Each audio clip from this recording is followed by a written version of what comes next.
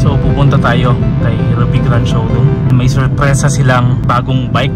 Actually first time nating i-vlog sa kanila yung ganong brand. Nakala ko nga sa ibang tindahan yun binibenta. Nagmo-motor pa lang tayo, nagbo-vlog na tayo sa kanila. Itignan natin kung ano yung bago talaga sa kanila. So hulihan tayo ngayon. Buti na lang medyo behave tayo ngayon mag-drive. And ito yung M-Zoom kanina na dadaanan ko. Ito na pala yun. What a pleasant surprise. Tatlo pala yung dala nila. Gayang bati my dear friends. We're back at Yamaha Motor Hub Corporation. Massive shoutout kay Sir RR. And massive shoutout kay Sir Manny.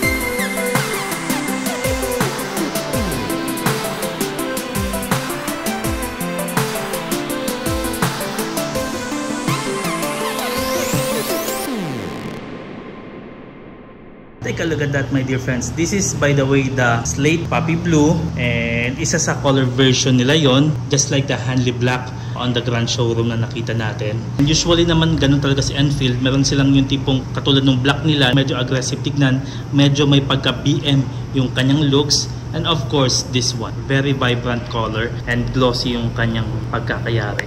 Mas pinahaba na po yung kanyang front fender sa may itaas and hati sila ng kanyang mudguard sa may baba. This is what we are getting on the front fender. Slightly gray color, kung black with golden decal, golden graphics. Kung titignan nyo, puppy blue, ganyan yung makukuha nyo. Himalayan branding on this part. And also, I'm digging this one. Ano, ganda ng graphics na dinikit sa kanya dito. And panalo siya para sa akin. The color is not that much, but the style and the design, panalo.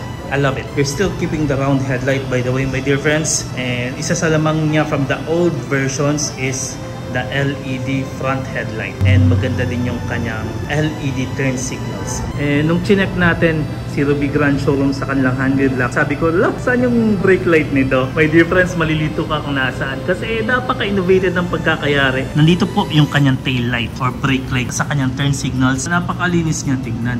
So yung crash card niya, 4-pack, I think so. Kasi ayan o, nilagyan siya ng mga ganito is. And meron tayong bracket dito for the sliders. Also, the design of the windshield, hindi rin papatalo. Ang angas lang talaga, I cannot stop appreciating the looks kasi laki talaga niyan tignan sa harapan. Nakaangat talaga siya, so relax na relax ka dito on a long ride. And isa din sa nabago sa kanya, isang kanyang front suspension. Meron po tayong Showa na branding sa may harapan. And sa kanyang likuran naman, naka-Showa monoshock din tayo with some adjustability. And when it comes to the wheel travel, sa harapan 7.1 inches po. 7.9 inches po tayo sa likuran. So when it comes to the wheels, tubeless po siya katulad din ng Hanley black. 90-90-21 po ang size ng kanyang gulong sa may harapan. All-terrain tires, 140-80 naman po tayo sa may likuran. Still, ang umbok niya, kung titignan niyo, ganda pagkakayari. This is what I like about the Royal Enfield.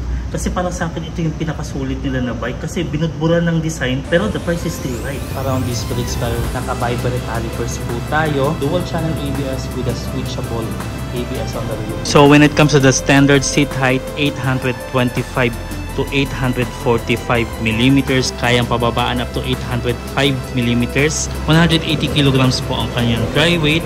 196 kilos naman ang kanyang wet weight. Well, it's not that bad for a bike like this. Ang kanyang side stand medyo baba. Okay na okay naman po. Safe na safe siya. Huwag ka nga lang talaga magugulat kung bago kang owner kasi nga baba talaga siya. Medyo may kabigatan. Okay lang para sa akin kasi seat height approachable naman siya kahit paano. Now it's always an argument who has the better pull, mapatao man yan o mapamotor. Kaya nga nirereklamo ng mga aspiring riders back then, nung nasa 411 pa yung kanyang makina, 28 horses, mahina daw talaga siya. Ngayon, pinalitan na nila, mas pinalaki ang kanyang engine, 450cc, liquid cooled, unlike before na oil cooled, naka 6-speed with assist, slipper clutch, dual overhead cam, and kayang pumalo ng 40 horses at 8,000 RPM, 40 Nm of torque at 5,500 RPM. So at least when it comes to the additional power, gamit na gamit mo talaga yung kanyang 6-speed. Ilalagay kaya nila to sa scrum? Hindi ko pa nakikita eh.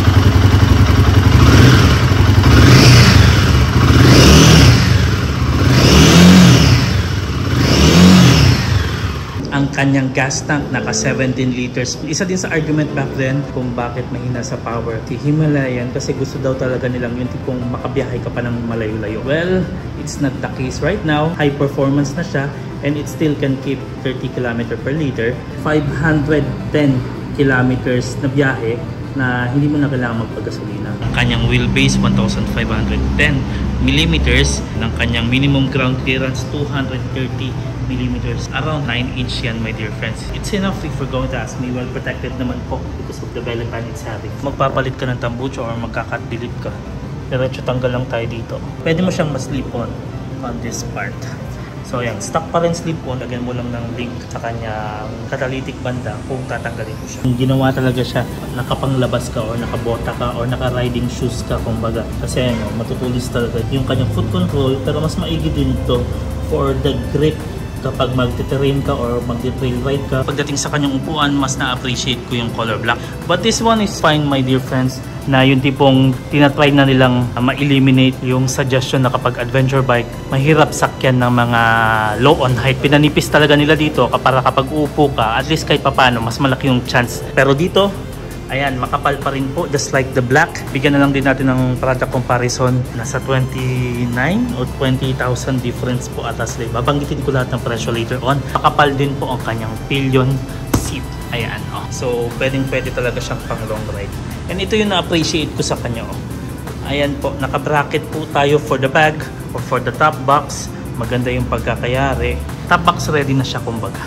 Kung gusto mo tanggalin, makikita mo etong Royal Enfield na decal graphics. So, pagdating sa kanyang display, ganito po yung makukuha natin.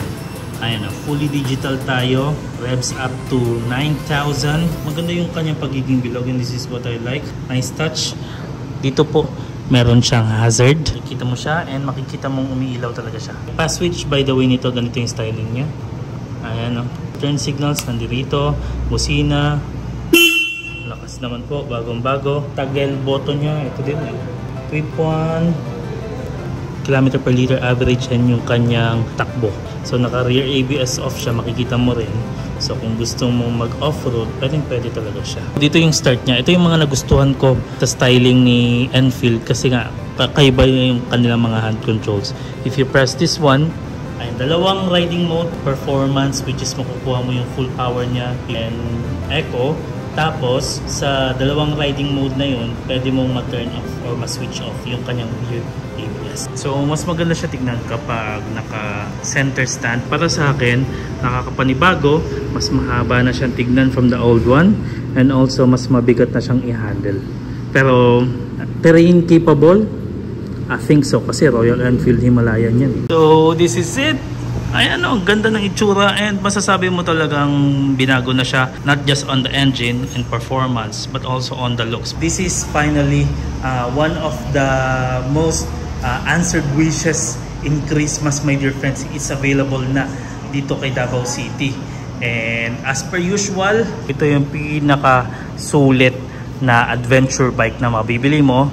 Hence, it's Himalayan, not just the Royal Enfield name. Kasi pag sinabi mong Himalayan, iakyat mo talaga ng bundok yan or iakyat mo ng terrain, which is Ayan, no?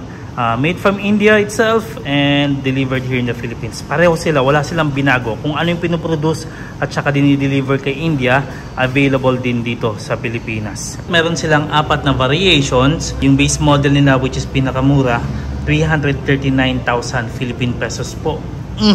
Very affordable if you're going to ask me. More affordable than the other adventure bikes na nasa 400cc na mame-mention mo. Ang kanyang lowest down payment dito kay Motor Hub Corporation or kay LYR Group, kasi sila yung magdi-deliver nito, 277,980. Ang kanyang mid spec, which is this one, 349,000 Philippine pesos. This is the Slate Poppy Blue. Ang kanyang lowest down payment, 286,180 Philippine pesos. Ito yung demo bike nila dito. Ayos na ayos talaga tong si LYR. Kahit saan available And ang kanyang premium spec, 359,000 Philippine pesos, which is the Hanley Black. And yung kanilang premium na tubeless, 369,000. Hanley Black pa rin yun yung naka-display doon sa may Ruby Grand Showroom. Titigan nyo na lang doon, my dear friends. Ayan, 302,580 Philippine pesos ang kanyang lowest down payment. Hindi pa na-acquire monthly, go contact them na lang. I will link in the description. Kung naghahanap ka ng off-road ready, yung tipong para na talaga sa lahat, hindi lang pang dual sport, pang terrain pa, eto na talaga yon. Yung tipong mag-adventure ka, long ride, it has 500 kilometers range, eto po yun. And kung kapos ka sa katangkaran, eto pa rin yun, my dear friends. It has an approachable seat height, unlike the other 400 adventure na mame-mention mo. So para sa akin, is it the best? It might be. It's Indian, only disadvantage, it's heavy.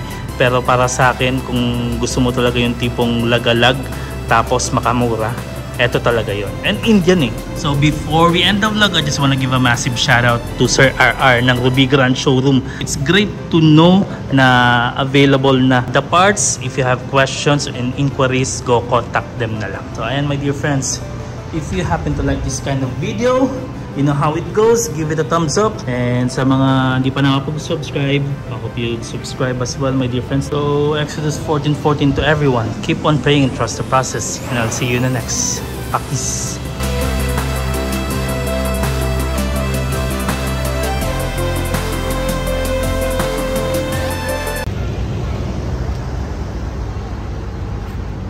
Again? Doesn't make much sense to me. Let me know what you guys think. Say it properly.